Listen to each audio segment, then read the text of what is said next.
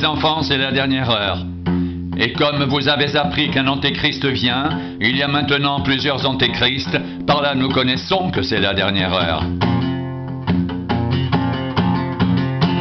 Ils sont sortis du milieu de nous, mais ils n'étaient pas des nôtres. Car, s'ils avaient été des nôtres, ils seraient demeurés avec nous. Mais cela est arrivé afin qu'il soit manifeste que tous ne sont pas des nôtres. Pour vous, vous avez reçu l'onction de la part de celui qui est saint, et vous avez tous de la connaissance. Je vous ai écrit, non que vous ne connaissiez pas la vérité, mais parce que vous la connaissez, et parce qu'aucun mensonge ne vient de la vérité. Qui est menteur, sinon celui qui nie que Jésus est le Christ?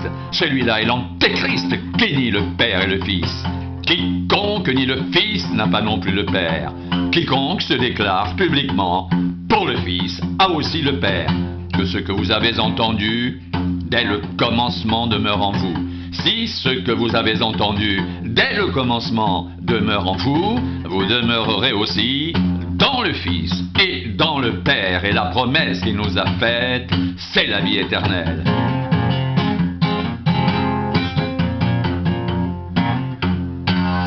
Je vous ai écrit ces choses au sujet de ceux qui vous égarent. Pour vous, l'onction que vous avez reçue de lui demeure en vous, et vous n'avez pas besoin qu'on vous enseigne, mais comme son onction vous enseigne toutes choses, qu'elle est véritable et qu'elle n'est point un mensonge, demeurez en lui, selon les enseignements qu'elle vous a donnés. Et maintenant, petits enfants, demeurez en lui, afin que lorsqu'il paraîtra, nous ayons de l'assurance, et qu'à son avènement, nous n'ayons pas la honte d'être éloignés de lui. Si vous savez qu'il est juste, reconnaissez que quiconque pratique la justice est né de lui. Voyez quel amour le Père nous a témoigné pour que nous soyons appelés enfants de Dieu. Et nous le sommes. Si le monde ne nous connaît pas, c'est qu'il ne l'a pas connu. Bien-aimés, nous sommes maintenant enfants de Dieu, et ce que nous serons n'a pas encore été manifesté. Mais nous savons que lorsqu'il paraîtra, nous serons semblables à lui, parce que nous le verrons tel qu'il est. Quiconque a cette espérance en lui se purifie comme lui-même est pur.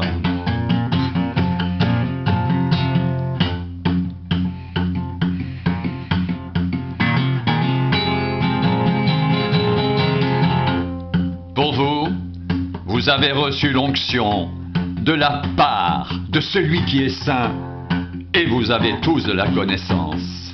Je vous ai écrit, non que vous ne connaissiez pas la vérité, mais parce que vous la connaissez, et parce qu'aucun mensonge ne vient de la vérité. Qui est menteur, sinon celui qui nie que Jésus est le Christ? Celui-là est l'antéchrist qui nie le Père et le Fils. Quiconque nie le Fils n'a pas non plus le Père. Quiconque se déclare publiquement pour le Fils a aussi le Père.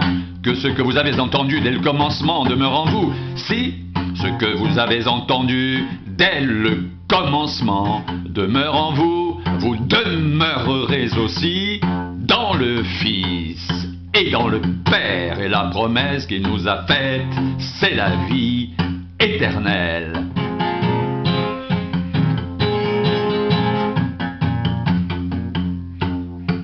Je vous ai écrit ces choses au sujet de ceux qui vous égarent.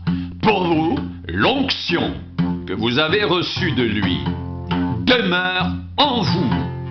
Et vous n'avez pas besoin qu'on vous enseigne, mais comme son onction vous enseigne toutes choses, qu'elle est véritable et qu'elle n'est point un mensonge, demeurez en lui selon les enseignements qu'elle vous a donnés.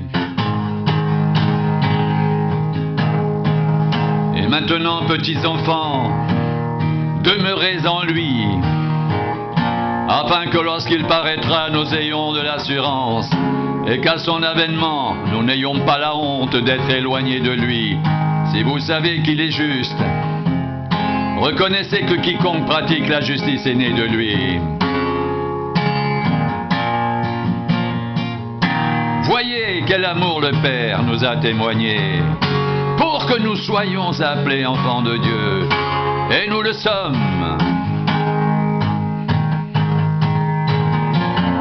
Si le monde ne nous connaît pas, c'est qu'il ne l'a pas connu. Bien-aimés, nous sommes maintenant enfants de Dieu, et ce que nous serons n'a pas encore été manifesté.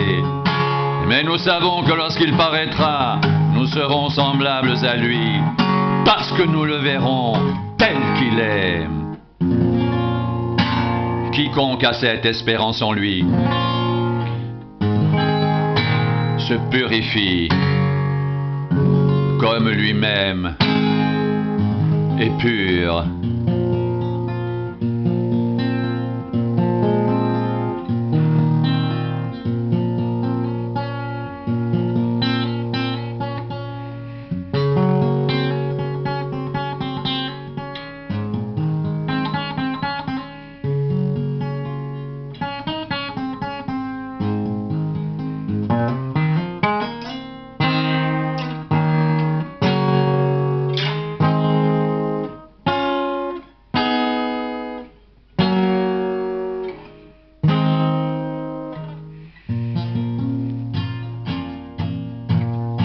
Quiconque pratique le péché transgresse la loi, et le péché est la transgression de la loi.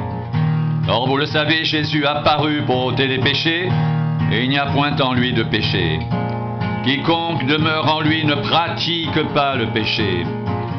Quiconque pratique le péché ne l'a pas vu et ne l'a pas connu.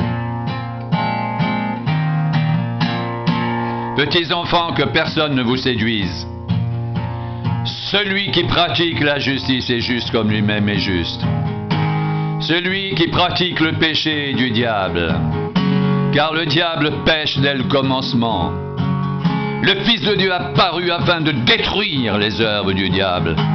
Quiconque est né de Dieu ne pratique pas le péché, parce que la semence de Dieu demeure en lui.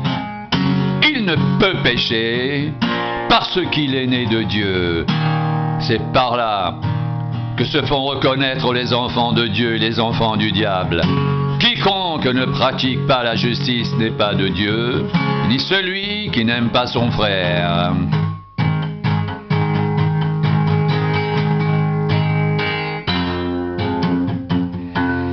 Car ce qui vous a été annoncé et ce que vous avez entendu dès le commencement, c'est que nous devons nous aimer les uns les autres et ne pas ressembler à Caïn qui était du malin et qui tua son frère. Et pourquoi le tua-t-il? Parce que ses œuvres étaient mauvaises et que celles de son frère étaient justes. Ne vous étonnez pas, frères, si le monde vous hait. Nous savons que nous sommes passés de la mort à la vie parce que nous aimons les frères. Celui qui n'aime pas demeure dans la mort. Quiconque est son frère est un meurtrier. Et vous savez qu'aucun meurtrier n'a la vie éternelle demeurant en lui. Nous avons connu l'amour en ce qu'il a donné sa vie pour nous. Nous aussi, nous devons donner notre vie pour les frères. Si quelqu'un possède les biens du monde et que, voyant son frère dans le besoin, il lui ferme ses entrailles, comment l'amour de Dieu demeure-t-il en lui? Petits enfants, n'aimons pas en parole et avec la langue, mais en action et avec vérité. Par là, nous connaîtrons que nous sommes de la vérité.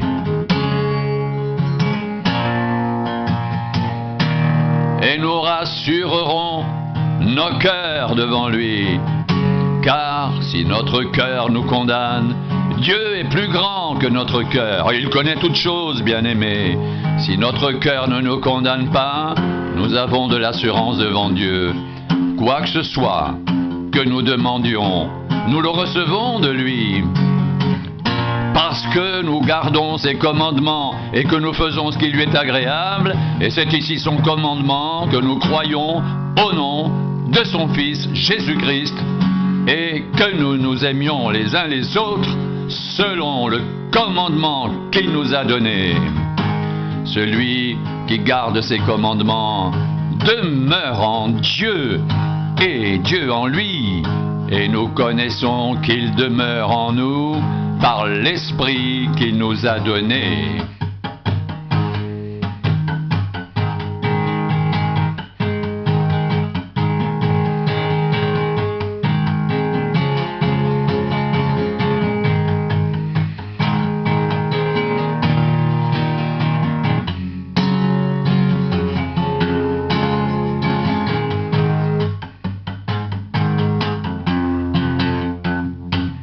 Bien-aimés, n'ajoutez pas foi à tout esprit, mais éprouvez les esprits pour savoir s'ils sont de Dieu, car plusieurs faux prophètes sont venus dans le monde. Reconnaissez à ceci l'Esprit de Dieu, tout esprit qui se déclare publiquement pour Jésus-Christ venu en chair est de Dieu, et tout esprit qui ne se déclare pas publiquement pour Jésus n'est pas de Dieu, c'est celui de l'Antéchrist dont vous avez appris la venue et qui maintenant est déjà dans le monde.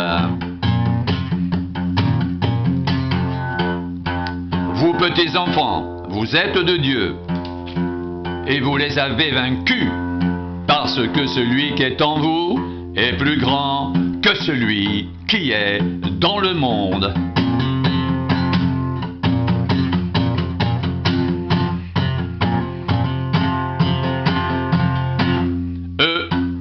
Du monde. C'est pourquoi ils parlent d'après le monde et le monde les écoute. Nous sommes de Dieu. Celui qui connaît Dieu nous écoute. Celui qui n'est pas de Dieu ne nous écoute pas. C'est par là que nous connaissons l'esprit de la vérité et l'esprit de l'erreur. Bien-aimés, aimons-nous les uns les autres. Car l'amour est de Dieu, et quiconque aime est né de Dieu et connaît Dieu. Celui qui n'aime pas n'a pas connu Dieu, car Dieu est amour. L'amour de Dieu a été manifesté envers nous, en ce que Dieu a envoyé son Fils unique dans le monde, afin que nous vivions par lui. Et cet amour consiste, non point en ce que nous avons aimé Dieu, mais en ce qu'il nous a aimés et a envoyé son Fils comme victime expiatoire pour nos péchés. Bien-aimés, si Dieu nous a ainsi aimés, nous devons aussi nous aimer les uns les autres. Personne n'a jamais vu Dieu. Si nous nous aimons les uns les autres, Dieu demeure en nous et son amour est parfait en nous. Nous connaissons que nous demeurons en lui et qu'il demeure en nous parce qu'il nous a donné de son esprit.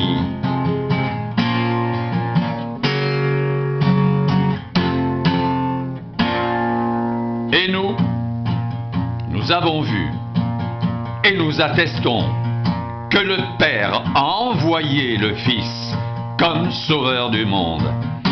Celui qui déclarera publiquement que Jésus est le Fils de Dieu, Dieu demeure en lui et lui en Dieu. Et nous avons connu l'amour que Dieu a pour nous. Et nous y avons cru. Dieu est amour, et celui qui demeure dans l'amour demeure en Dieu. Et Dieu demeure en lui. Tel il est, tel nous sommes aussi dans ce monde.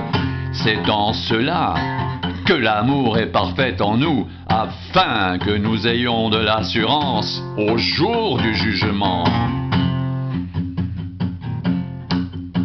La crainte n'est pas dans l'amour, mais l'amour parfait bannit la crainte, car la crainte suppose un châtiment, et celui qui craint n'est pas parfait dans l'amour. Pour nous, nous l'aimons, parce qu'il nous a aimés le premier. Si quelqu'un dit « j'aime Dieu » et qu'il haït son frère, c'est un menteur. Car celui qui n'aime pas son frère qu'il voit, comment peut-il aimer Dieu qu'il ne voit pas? Et nous avons de lui ce commandement, que celui qui aime Dieu aime aussi son frère. Quiconque croit que Jésus est le Christ est né de Dieu, et quiconque aime celui qui l'a engendré aime aussi celui qui est né de lui. Nous connaissons que nous aimons les enfants de Dieu lorsque nous aimons Dieu et que nous pratiquons ses commandements. Car l'amour de Dieu consiste à garder ses commandements, et ses commandements ne sont pas pénibles, car tout ce qui est né de Dieu triomphe du monde, et la victoire qui triomphe du monde, c'est notre foi. Qui est celui qui a triomphé du monde, sinon celui qui croit que Jésus est le Fils de Dieu? C'est lui, Jésus-Christ, qui est venu avec de l'eau et du sang, non avec l'eau seulement, mais avec l'eau et avec le sang, et c'est l'Esprit qui rend témoignage, parce que l'Esprit est la vérité. Car il y en a trois qui rendent témoignage, l'Esprit, l'eau et le sang, et les trois sont d'accord.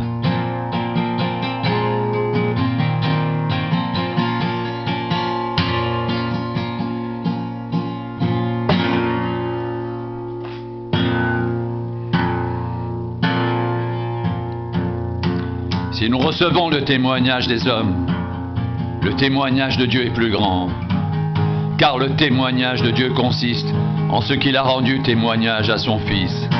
Celui qui croit au Fils de Dieu a ce témoignage en lui-même. Celui qui ne croit pas Dieu le fait menteur, puisqu'il ne croit pas au témoignage que Dieu a rendu à son Fils. Et voici ce témoignage, c'est que Dieu nous a donné la vie éternelle, et que cette vie est dans son Fils. Celui qui a le Fils a la vie. Celui qui n'a pas le Fils de Dieu n'a pas la vie. Je vous ai écrit ces choses afin que vous sachiez que vous avez la vie éternelle, vous qui croyez au nom du Fils de Dieu. Nous avons auprès de lui cette assurance que si nous demandons quelque chose selon sa volonté, il nous écoute. Et si nous savons qu'il nous écoute, nous savons que nous possédons la chose que nous lui avons demandée, quelle qu'elle soit. Si quelqu'un voit son frère commettre un péché qui ne mène point à la mort, qu'il prie, et Dieu donnera la vie à ce frère. Il la donnera à ceux qui commettent un péché qui ne mène point à la mort. Il y a un péché qui mène à la mort, ce n'est pas pour ce péché-là que je dis de prier.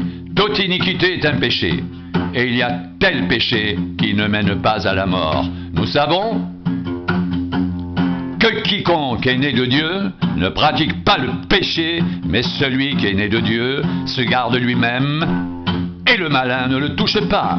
Nous savons que nous sommes de Dieu, et que le monde entier est sous la puissance du malin.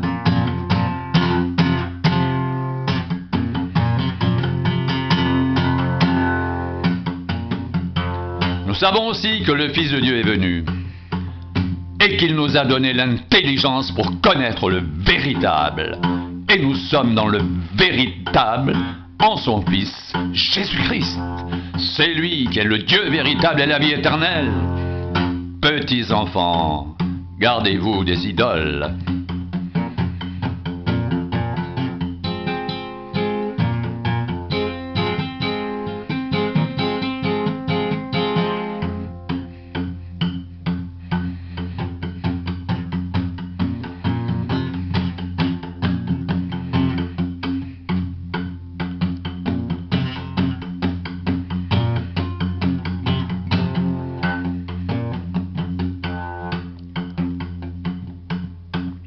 Quiconque croit que Jésus est le Christ est né de Dieu.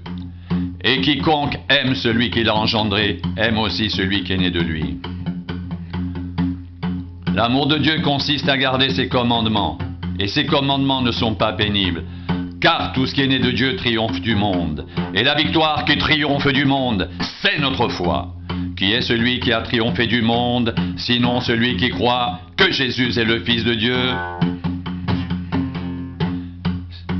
C'est lui, Jésus-Christ, qui est venu avec de l'eau et du sang.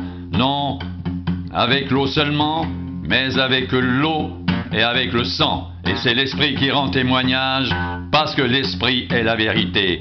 Il y en a trois qui rendent témoignage, l'Esprit, l'eau et le sang. Et les trois sont d'accord. Si nous recevons le témoignage des hommes, le témoignage de Dieu est plus grand. Car le témoignage de Dieu consiste en ce qu'il a rendu témoignage à son Fils. Celui qui croit au Fils de Dieu a ce témoignage en lui-même. Celui qui ne croit pas Dieu le fait menteur, puisqu'il ne croit pas au témoignage que Dieu a rendu à son Fils.